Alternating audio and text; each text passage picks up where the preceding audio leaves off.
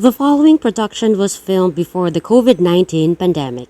A positive home. A positive home requires parents to set rules but not resorts to overly rigid regulation of any family member's behavior.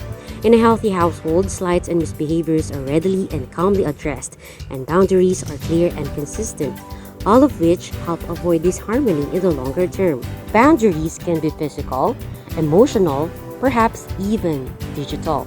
For healthy family boundaries, every family member has a right to their privacy, a right to their belongings.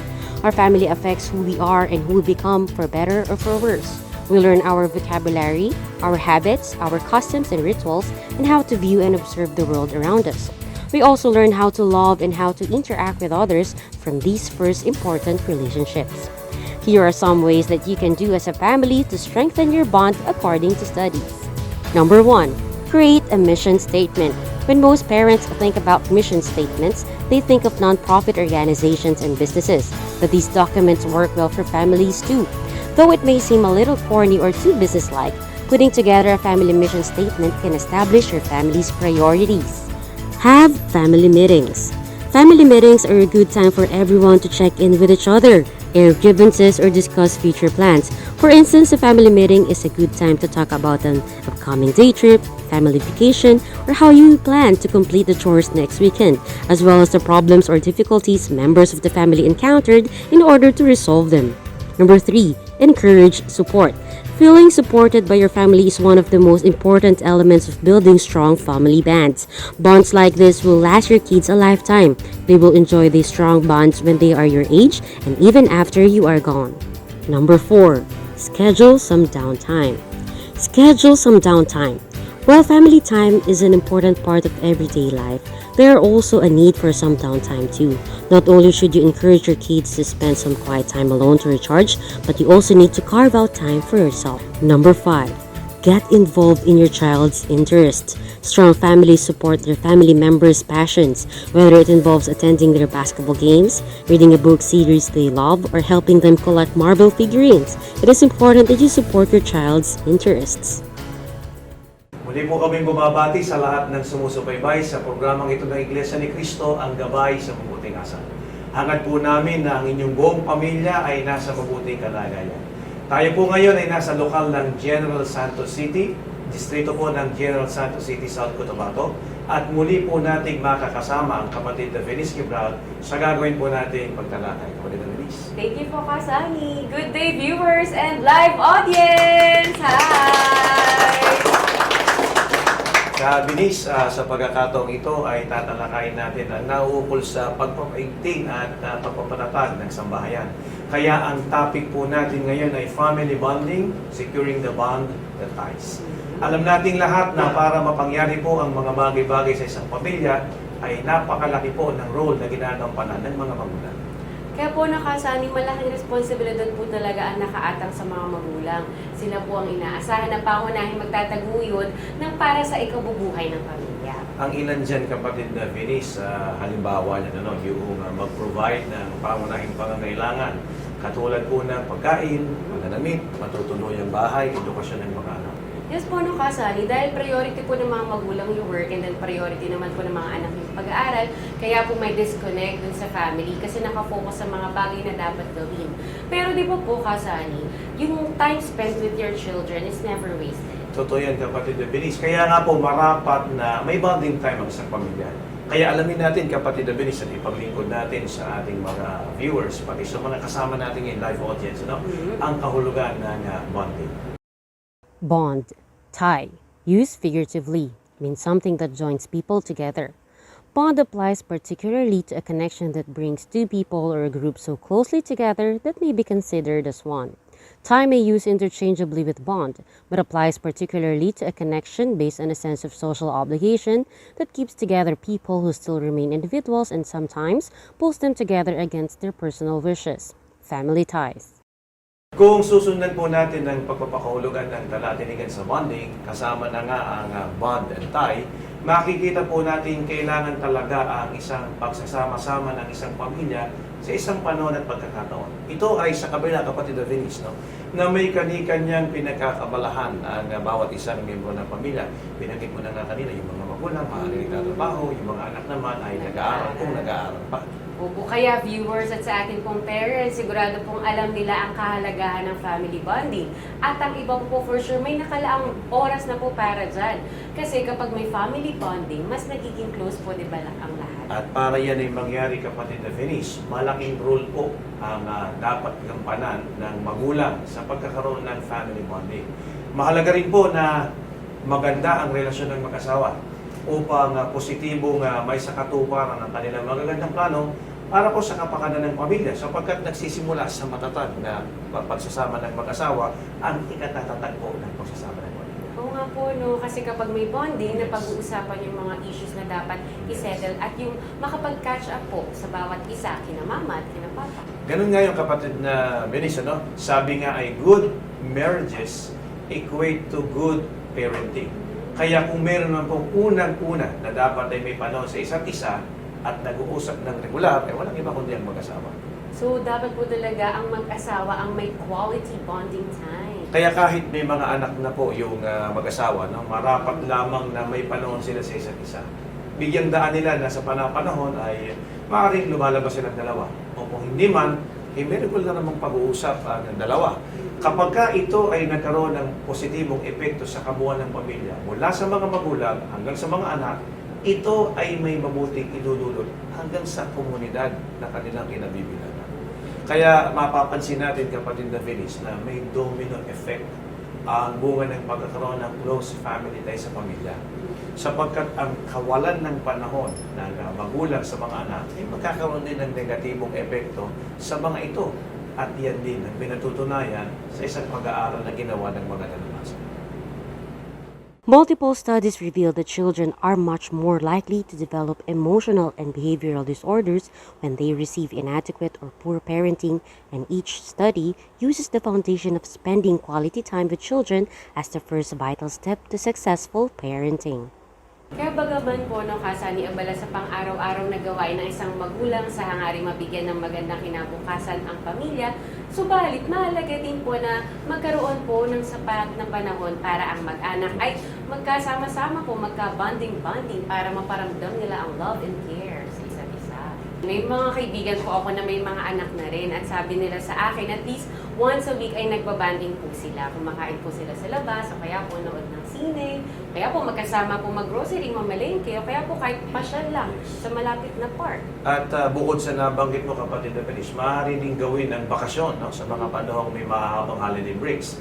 Marapat lang na malayo pa, kapatid na Venice, ay may plano na ukol po sa bahaging ito. At kung kinakailangan, siyempre, pagka magbabakasyon, dahil yung may gagastusin yan, ipag-ipunan, kaya maaga pa pinag-uusapan niya.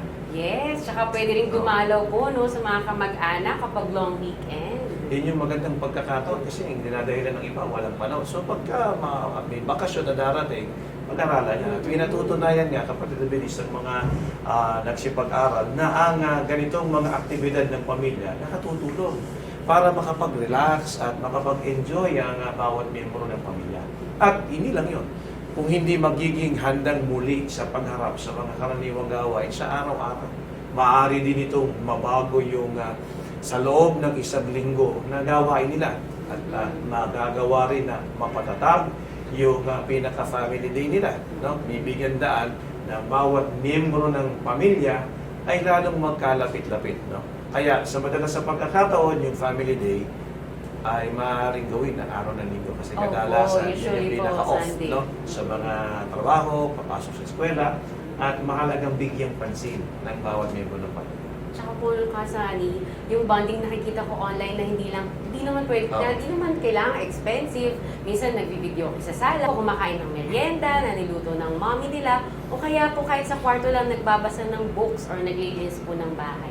At bukod sa binanggit mo, naglilinis nga ng bahay, ano? Yan din yung pagtuturo sa mga anak ng tumulong sa gawaing bahay. Hindi yung puro nanay lang, o kaya tatay lang.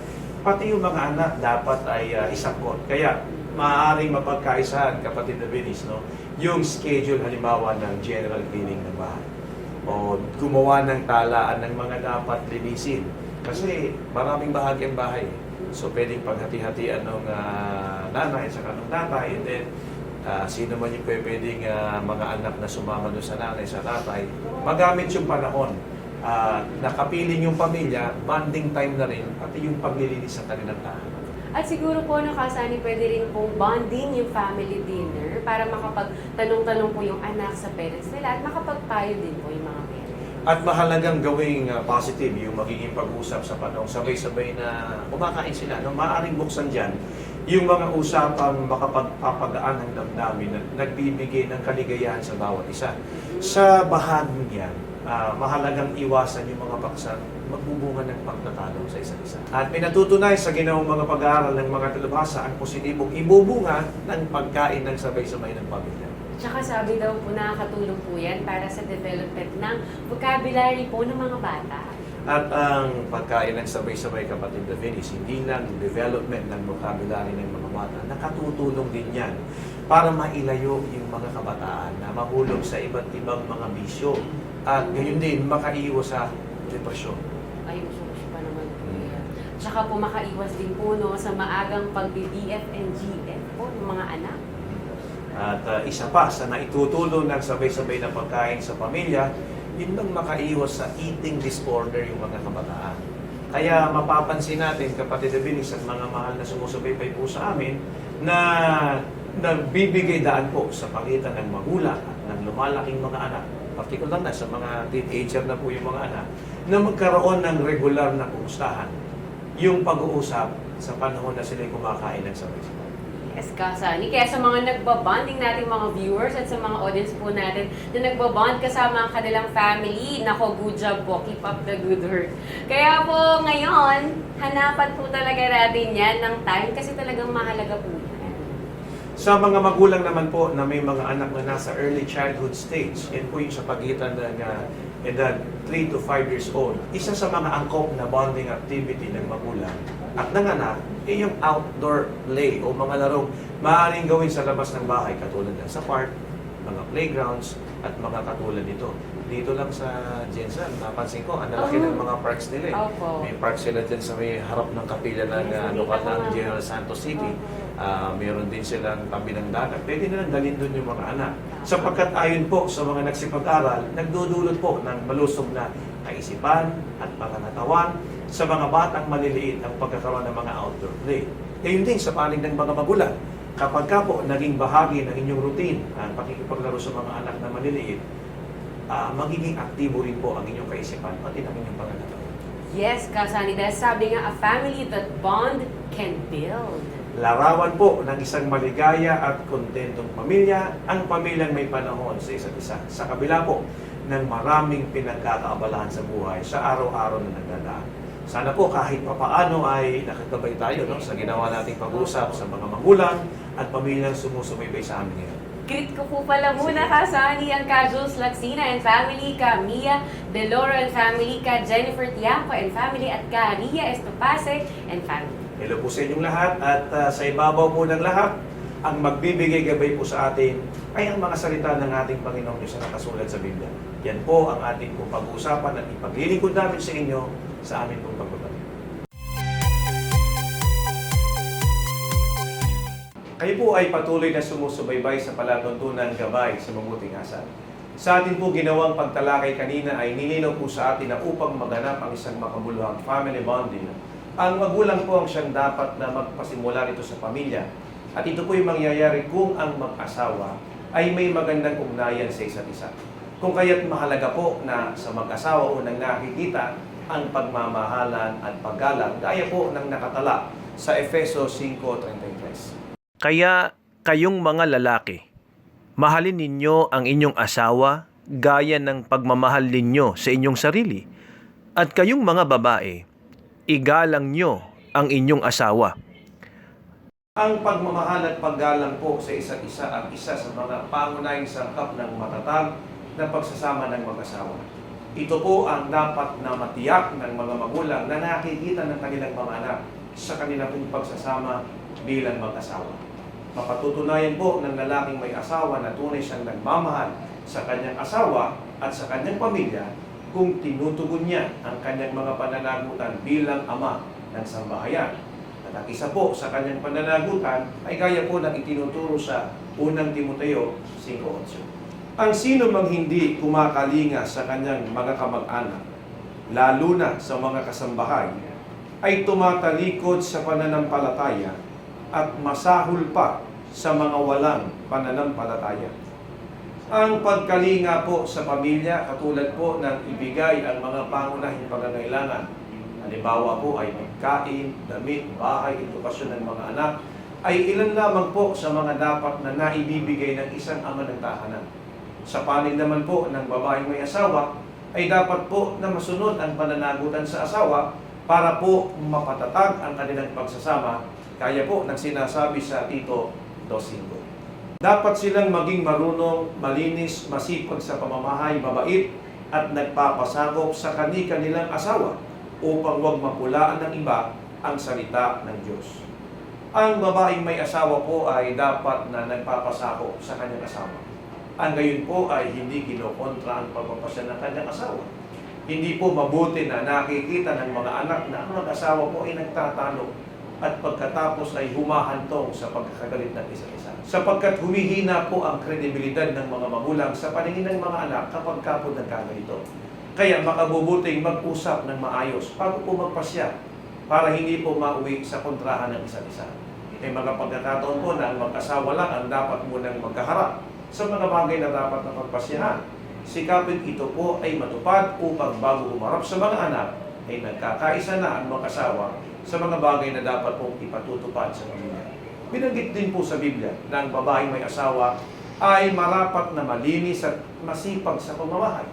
Kaya nga po kung ang iba ay naghahanap buhay man sapagkat gustong makatulong sa asawang lalaki sa bahaging pinansyal, huwag pong kalilimutan ang tungkol sa pangunguna sa kalinisan at kaayusan ng pamamahay.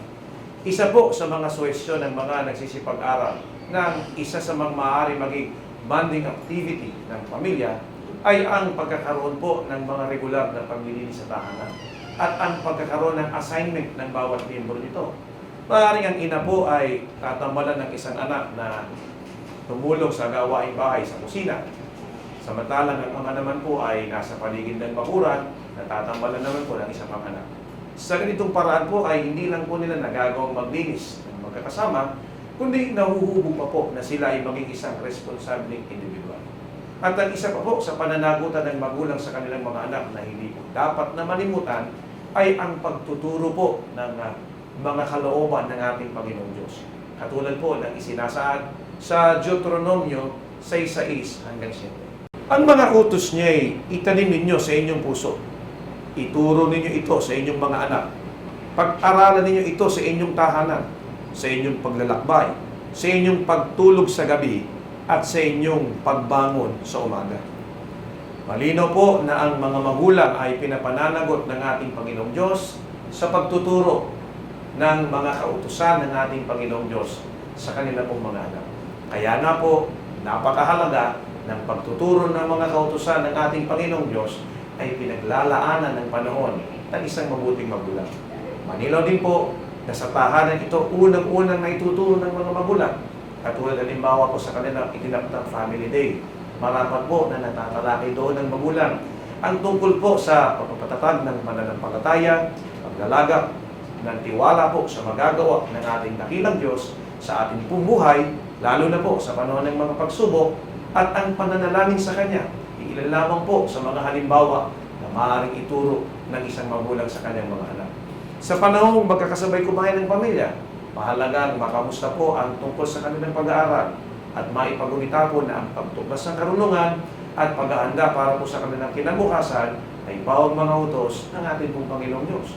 At halimbawa naman po ay nasa panahon ng bakasyon, bahagi rin po ng bonding activity ng pamilya. Huwag pong kalilimutan ang turo ng Biblia na maging sa mga paglalakbay ay marapat na nagtuturo ang isang magulang ng mga kautusan ng ating Panginoong Diyos. Mahalagang ipagunita sa mga anak na nais po ng ating Panginoong Diyos na tayo po ay marapat na mabuhay ng matuwid. Sa ganito pong mga pagkakataon ay maaaring makapagpayong mga magulang na hindi mo dapat na nagsusugal, hindi dapat na naglalasing o umiinom po ng alak o beer, at gumamit ng ipinagbabawal na gamot. At mahalaga rin po na umiwas ang mga anak sa masasamang barkada. Kapag ka po ang mga bonding activities ay napaghaharian ng mga kalooban ng ating Panginoong Diyos, ito po ay nagbubunsod sa buong sambahayan ng pamumuhay ng matuwid at natitiyak po natin na nagiging makabuluhan ang mga isinasagawang family activity. At dahil po dito, ano ang dapat po na maging matatag na pasya ng isang magulang na dapat pagtalagahan ng buong pamilya? Sa Josue po, sa 24:15 ay ganito po ang nakasaad. Ngunit kung hindi kasiyasiya para sa inyo ang paglilingkod sa Panginoon, piliin ninyo sa araw na ito kung sino inyong paglilingkuran, ang mga Diyos na pinaglingkuran ng inyong mga magulang sa ibayo ng ilog ng Euphrates o ang mga Diyos ng mga Amoreo dito sa lupaing tinitirhan ninyo. Ngunit ako at ang aking sambahayan ay patuloy na maglilingkod sa Panginoon. Ang pangunahan po ng mga magulang, ang buong pamilya sa sama-samang paglilingkod sa ating Panginoong Diyos, ang pinakamahalagang panindiganan. Ito po ang dapat na pangunahing bonding ng isang pamilya. Mahalaga po na lagi sa pagdalo, sa pagsama sa ating Panginoong Diyos ang bawat miyembro ng pamilya, sapagkat ito po ay hindi lamang magpapatatag ng ugnayan ng bawat isa, kundi magagawa po nitong patatagin ang kaugnayan natin sa ating pong dakilang Diyos. Sa mga pagsamba po natin tinatanggap ang mga aral ng ating dakilang Diyos na magtuturo sa atin kung paano tayo makapamumuhay ng matuwid at naaayon sa mga kalooban ng ating dakilang Diyos. Kung bakit mahalaga po na mamuhay ng matuwid ay itinuturo din po ng Biblia sa awit sa 5:12 ay ganito po ang nakasaad. Pinagpapala mo, O Yahweh, ang mga taong matuwid at gaya ng kalasag, protektado sila ng iyong pag-ibig. Kaya upang ang sambahayan po ay makatiyak ng mga pagpapala at proteksyon mula po sa ating Panginoong Diyos, mahalaga po na maipamulat ng mga magulang ang buong sambahayan sa pamumuhay ng matuwid sa paraang sumusunod po sa mga kautusan ng ating pong Panginoong Diyos. Sana po ay muli kayong nagabayan sa mga pagpapayong galing po mula po sa Biblia. Hatid po sa inyo ng programang Gabay sa Mabuting Asal. Marami pong salamat at hanggang sa muli. Thank you for watching Gabay sa Mabuting Asal. If you like this episode, just hit like and subscribe.